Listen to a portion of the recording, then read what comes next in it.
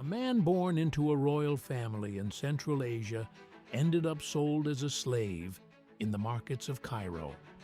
Years later, that same former slave stood face to face with the most feared army on earth. It was an army that had already wiped out an entire empire and executed the spiritual leader of the entire Muslim world. Almost no one gave him a real chance. He beat them anyway. Then, just days after saving his people from total destruction, he was murdered by the friend who had helped him win. His name was Qutuz, and his story is one of the most brutal ironies in all of history.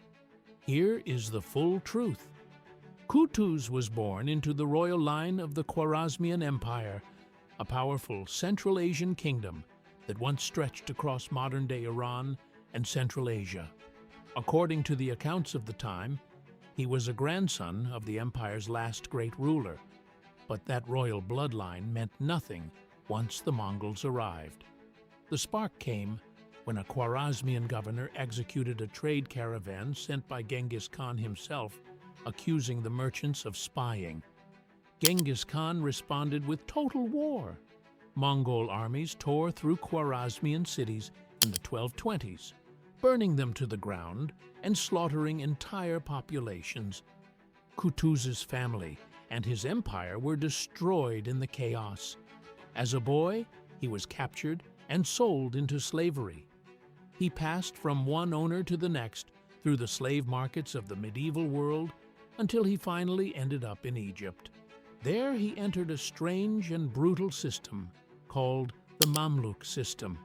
Enslaved boys were bought, converted to Islam, and trained from a young age into elite professional soldiers.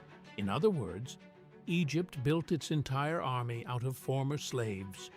Boys taken into the system were usually given new names by their masters. Qutuz likely lost his original Central Asian name somewhere along that journey, along with everything else.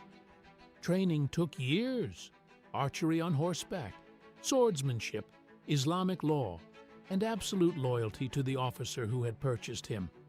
Qutuz trained hard, fought well, and rose steadily through the ranks. He had lost his family, his homeland, and his freedom to the Mongol war machine as a boy. He had no idea that same war machine was about to come looking for him again. It was now led by a new generation of the same family, and it would find him decades later in the one place he now called home. But what happened next was something no one in Cairo could have predicted.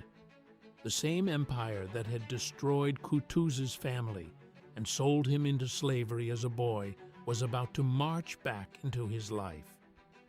By the late 1250s, Qutuz had become one of Egypt's most powerful military commanders, serving under a chaotic and dangerous Mamluk government. Qutuz was not even the first former slave to sit near Egypt's throne. Years earlier, Aibak's own wife, Shajar al-Dur, had herself been a slave-turned-queen. She briefly ruled Egypt outright after the death of the previous sultan, one of the only women ever to rule an Islamic state in her own name. The sitting sultan, Aibak, had been assassinated a few years earlier in his own bath. Most historians trace the plot back to that same wife, who feared losing power to him. Aibak's loyal soldiers had her beaten to death within days of his murder. The throne then passed to Aibak's young son, Ali, a child ruling a country that desperately needed a soldier, not a boy. And Egypt was about to need a soldier more than ever. In February of 1258, Mongol forces under Hulagu Khan, a grandson of Genghis Khan himself, arrived outside the walls of Baghdad. It was the greatest city in the Islamic world, home to nearly 500 years of scholarship, wealth, and power under the Abbasid Caliphate. Within days, the city fell. Mongol soldiers burned Baghdad's famous libraries, reportedly turning the waters of the Tigris River black with ink from the ruined books and red with blood soon after. They slaughtered much of the population in the streets. The Caliph himself, the religious leader of Sunni Islam, was captured and executed. He was rolled inside a carpet and trampled to death by horses, a method the Mongols used to avoid spilling royal blood directly. The message reached every corner of the Islamic world within weeks. No power, anywhere, had been able to stop the Mongols in 50 years of trying. Now, the single most important city in the Muslim world was a smoking ruin. Watching the Mongol threat grow closer by the month, Qutuz looked at the boy sitting on Egypt's throne, barely old enough to hold a sword. He made a decision that would define the rest of his life. Egypt could not survive the Mongols with a child in charge. In 1259, a group of fellow senior emirs agreed. The crisis demanded a real commander. Backed by them, Qutuz removed young Sultan Ali from power and took the throne for himself. He argued, publicly and bluntly, that only an experienced soldier could save the country now, not a boy who had never seen a battlefield. It was a bold, some said ruthless, move, seizing a throne from a child during the worst emergency the region had faced in centuries. To his credit, Qutuz did not have the boy killed, a mercy not every deposed ruler received in that era. Ali was allowed to live out his life away from the throne, while Qutuz took full responsibility for the war that was now coming. Events soon proved him right about the urgency, even if his methods were questioned. Aleppo fell to Hulagu's forces in January of 1260. Damascus fell 2 months after that, without much of a fight. By the time news reached Cairo, Mongol forces controlled the entire region right up to Egypt's own doorstep, the last major stronghold of Islamic power left standing anywhere. Qutuz's decision to seize the throne was about to be tested in the most extreme way imaginable. Hulagu sent envoys to Cairo carrying a letter demanding total surrender. It listed the empire's conquests city by city, kingdom by kingdom, and warned that resistance meant total annihilation, the same fate that had already befallen Baghdad. Every ruler who had received a letter like this before had surrendered, fled, or died fighting a losing battle. Qutuz called his emirs together in Cairo to decide how to respond. Some argued for caution. No army in living memory had beaten the Mongols in open battle, and defiance might simply invite the same fate that had befallen Baghdad. Qutuz overruled them. He had the Mongol envoys executed on the spot, cut in half at the waist. Their remains were displayed at one of the main gates of Cairo for the entire city to see. Let's call this Qutuz's answer. There would be no surrender, no negotiation, and no retreat. Egypt was going to war with the most feared army on the planet, and there was no turning back now. Qutuz needed every skilled commander he could find, including men he did not fully trust. One of those men was Baibars, a fierce and ambitious officer. He had fled Egypt years earlier after his own role in the killing of a previous sultan, back during the chaos that first brought the Mamluks to power. The two men had every reason to distrust each other. Despite their history, Qutuz swallowed his suspicion and brought Baibars back into the fold, giving him a leading role in the army that would face the Mongols. The two men prepared to march north together into Palestine toward a valley called Ain Jalut, the spring of Goliath. But here's the part that history books almost never tell you. The Mongol force Qutuz was about to face at Ain Jalut was not even at full strength, and the reason why had nothing to do with Egypt at all. It would still end up changing the outcome of the entire war. Months earlier, the Mongol Great Khan, Hulagu's own brother Monkey, had died back in Mongolia, thousands of miles away. Under Mongol law, every senior prince owed his presence at the meeting that would choose the next great Khan. Hulagu withdrew the bulk of his army eastward to take part in that political struggle, taking his best troops with him. He left only a reduced force in Syria under a general named Qutuz. It was a smaller Mongol army than the one that had crushed Baghdad, and a fraction of what Hulagu could have brought if he had stayed. Still, it was an army that had never once lost a major battle to a Muslim power. Qutuz had no reason to expect Egypt's army would be any different.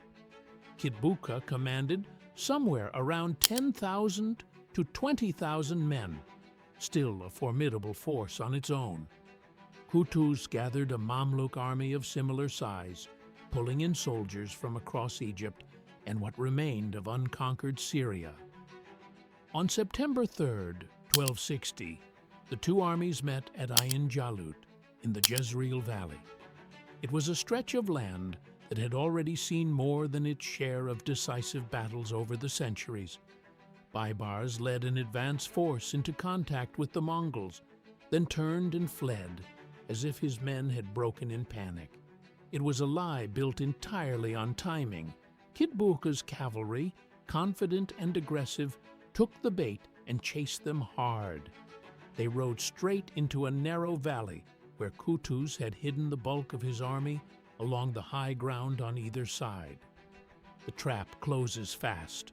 Horns sound.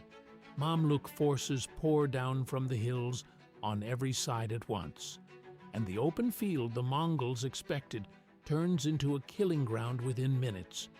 At one critical point, Mongol pressure nearly breaks the Mamluk center, and soldiers on both sides can feel the battle tipping. According to tradition, Qutuz rips off his own helmet so his men can see his face clearly through the dust and chaos. He rides straight into the thick of the fighting, shouting for Islam itself. Wavering soldiers hear him, see him, and hold their ground. The line holds.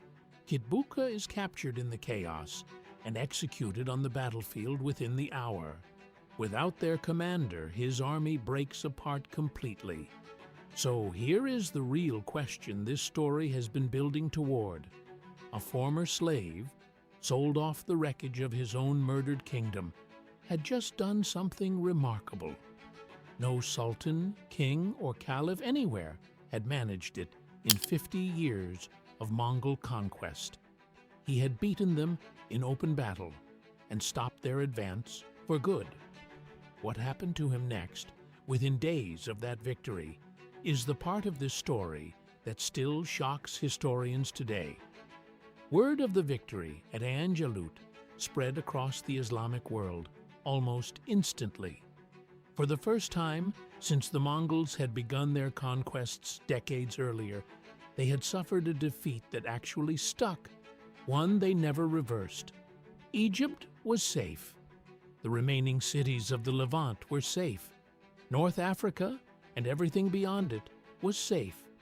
Some historians today rank Ain Jalut alongside a small handful of battles in history that permanently redirected the path of an entire civilization.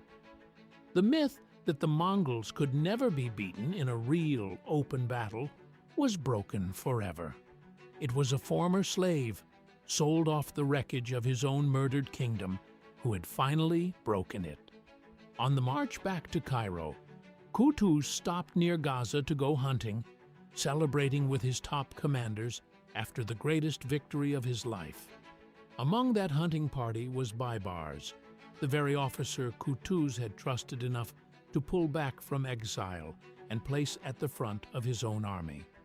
According to most accounts, Baibars had been promised control of a captured city as a reward for his role in the victory, a promise Qutuz never delivered on. Resentment that had never fully gone away found its opening. During the hunt, away from the bulk of the army, Baibars and a group of fellow officers surrounded Qutuz. They stabbed him to death, then rode hard for Cairo before word of what had happened could spread. Egypt's savior was dead within weeks of saving it.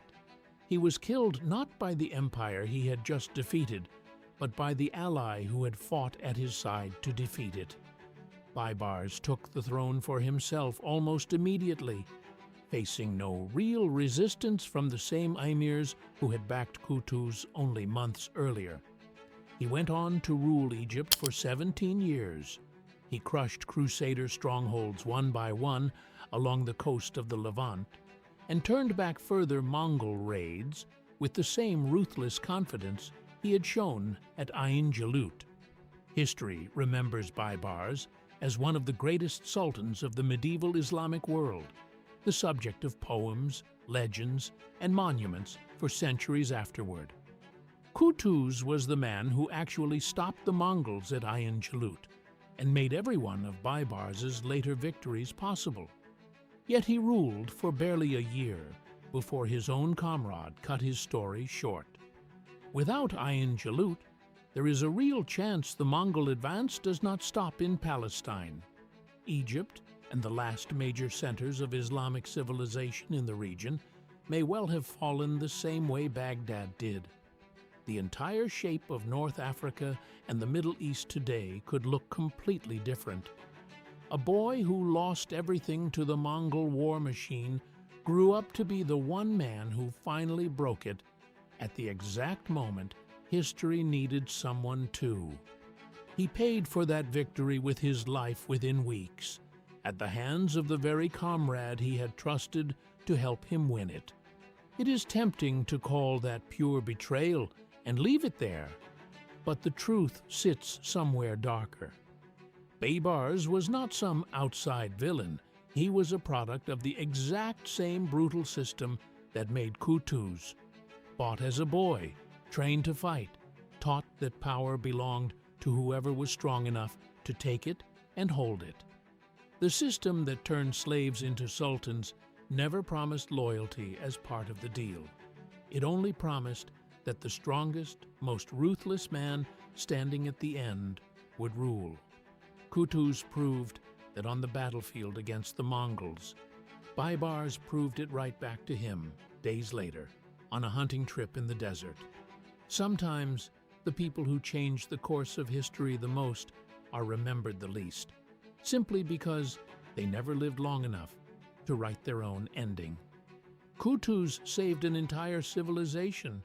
In return, he got roughly a year on the throne and a footnote in most history books. The man who murdered him ruled for 17 celebrated years afterward, complete with grand mosques and monuments across Cairo that still bear his name today. It is just what happens when the same ruthlessness that wins a war walks straight into peace and finds a new target. The Mongols never managed to erase Qutuz. In the end, it was one of his own men who came closest to doing it and nearly got away with it entirely. If this story changed the way you think about power, loyalty, and how quickly history can turn on the people who shape it, hit the like button. It helps more people find this story